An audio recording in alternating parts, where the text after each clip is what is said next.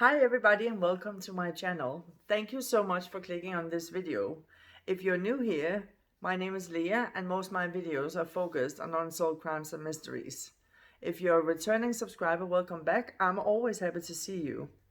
So today we're going to be talking about a very heartbreaking case of a young mother of 5 that went on a hike and she never made it back home. Today we're going to be talking about Rachel Morin. So if you're ready, let's do this. Rachel Morin was a gorgeous 37-year-old woman living in Bel Air, Maryland. She had 5 beautiful children from the age 8 to 18 years old.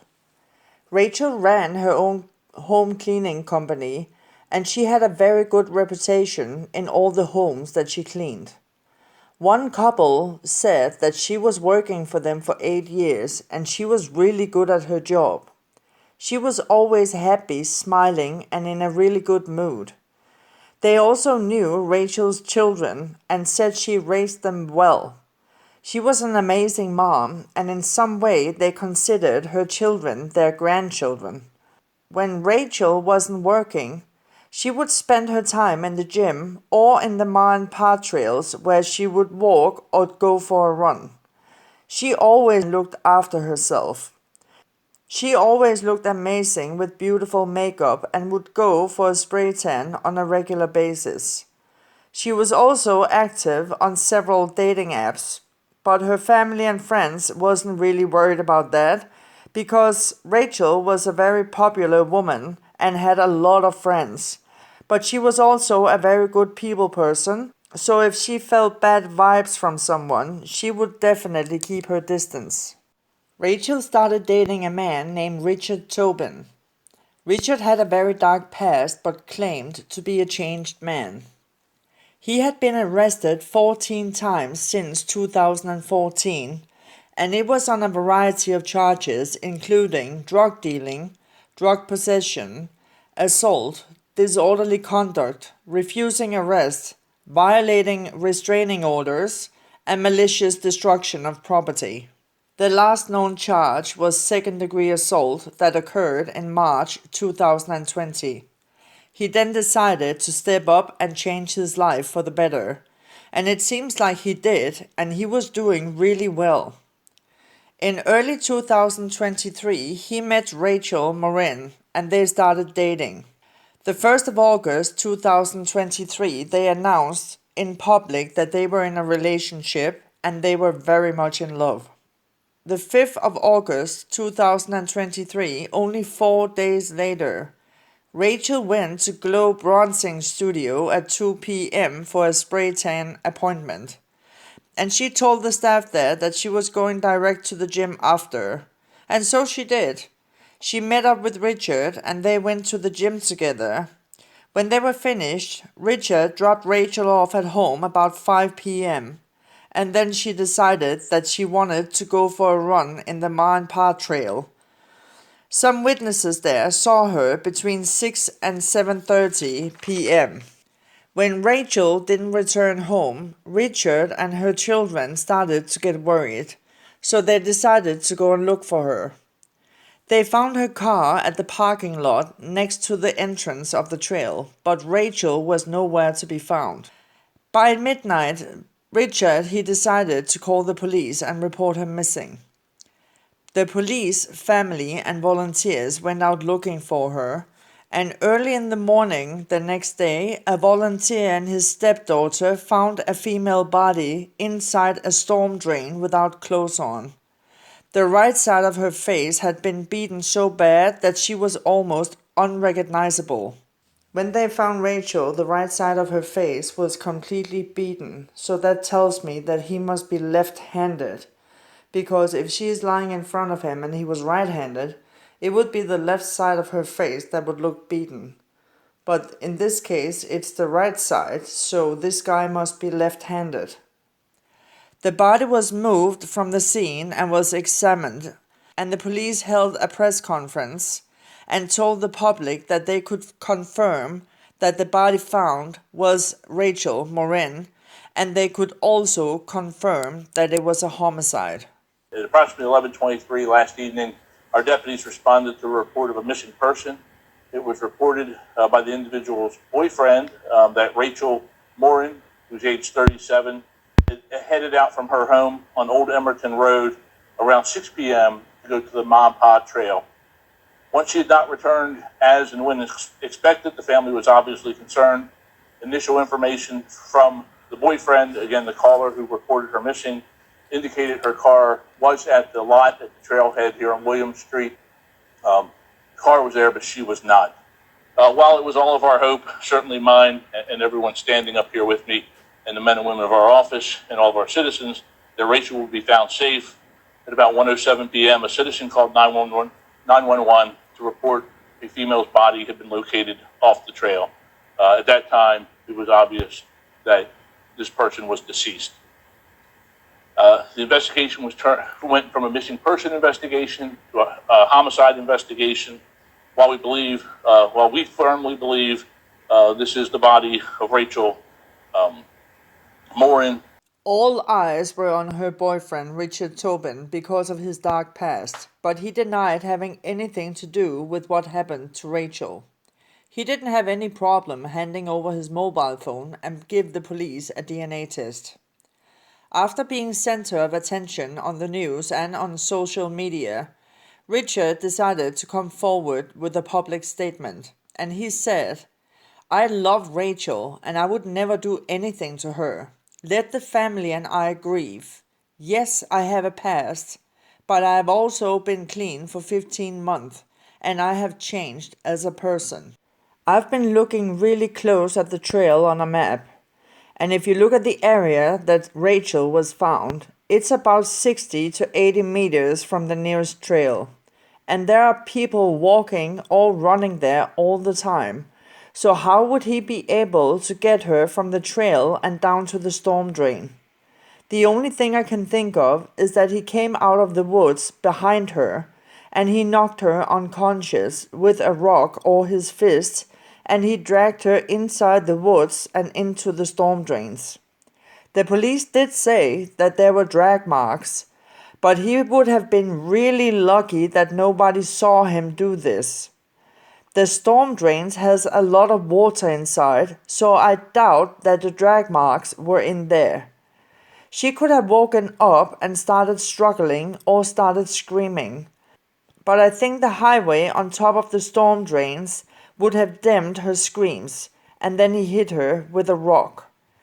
Some people are talking about a possible kidnapping, but again, how would he get her out of there without being noticed? There's a lot of people walking on those trails, and she would definitely not have gone with him without a fight. Then he could have parked up on the highway, but there's no parking areas up there, and there's a lot of cars driving back and forth. His car would definitely have been seen if it was parked on the side of the road. And there was a lot of blood where she was found, so I really do believe that the storm drains is the area where Rachel was killed. After a while, the police got the DNA results back from the lab that was found on Rachel's body. DNA evidence is part of nearly every modern-day investigation, and in Rachel's case, DNA evidence was collected by our Forensic Services Unit.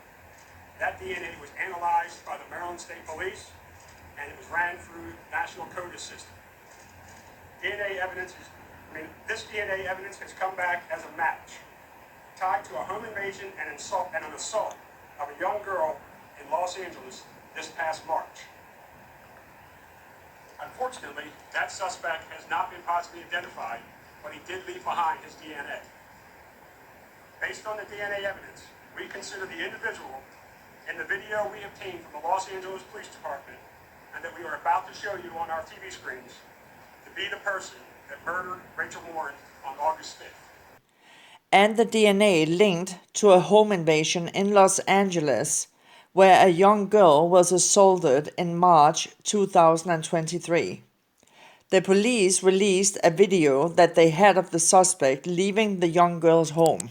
The police had some experts analyzing that surveillance video of the suspect, and they believe that he might be Hispanic, about 5-6 feet tall, and they think he's about 160 pounds and a bit muscular build, and he would be between 20 or 30 years old. I have been studying that video again and again.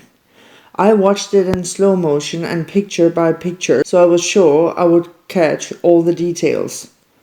When I look at him walking out that door, I see his hand go to his chest, pounding a bit, like some people do when they apologize or they are trying to explain themselves in a serious situation. I even think I see a smile from him. You can tell by his cheek getting puffy under his eyes and the small wrinkles next to his eyes. He's acting very calm and he doesn't seem to be worried at all. And he's definitely not in a hurry. It also looks like he's got a beard when he turns his head, and he also has a mobile phone in his right side pocket of his pants. I see two witnesses on the video, a neighbor across the street and another guy on his left side with a flashlight. Have they been questioned? Did they hear screaming or shouting? Is that why the neighbor is out looking and the other guy is coming over there with a flashlight? Why is there no sketch of this guy? And his necklace, did it have a pendant? What did it look like? To me, he looks Arabic, Turkish, or something like that because of his haircut, his beard, his gold necklace, and his clothes. He looks like a hip-hop type or a gangster wannabe. Maybe he's a newbie in a gang. I believe he knew this young girl. Maybe they spoke online and she snuck him in her window or the back door and it went wrong. And the juvenile male caught him in her room. He didn't even have time to put his shirt on, and the young boy, the juvenile, walked him all the way to the door and slammed the door after him. Why wasn't he scared of him? Is it because he knew him? We don't know. Rachel was on several dating apps. Is it possible she was talking or texting with him before she announced her relationship with Richard Tobin? When you text with people online, you become more and more friendly and more close. She might even have told him about her love for fitness and told him about her gym and the Ma and Pa trail. And she might even have told him that she goes there every day to exercise. When she announced that she was in a relationship with Richard, he could have gotten really angry and felt cheated. He could have threatened her to meet up with him to explain, or he could have pushed her to meet him just one time, or he would come to her house or talk to her children.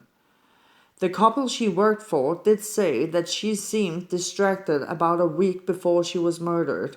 Well, that's the time that she went public with the relationship with Richard, so I believe that she knew the guy that attacked her. She had just gotten a spray tan treatment.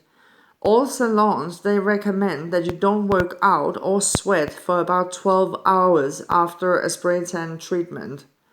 She went to the gym straight after and was dropped off at home around 5 p.m. That's close to dinner time, but then she decides to go out again for a run or a walk on the Ma and Pa trail. Did she go to meet that guy to tell him to back off? She might have felt it was a safe public place, but that late, many people are home making dinner, so maybe it was almost empty there. I definitely feel like she also knew who he was. I don't think he's in Bel Air anymore. He assaulted the young girl in Los Angeles and left the city. Then he arrives to Bel Air and murders Rachel Morin. And now his face is everywhere and all of the public are aware of their surroundings and everyone is on high alert. I think he left Bel Air and is now in a city where nobody knows who he is and nobody knows of any dangers. So it's only a matter of time before he strikes again. But please, if you have any information in this case, big or small, please call this number and help stop this monster before he strikes again. This guy is escalating.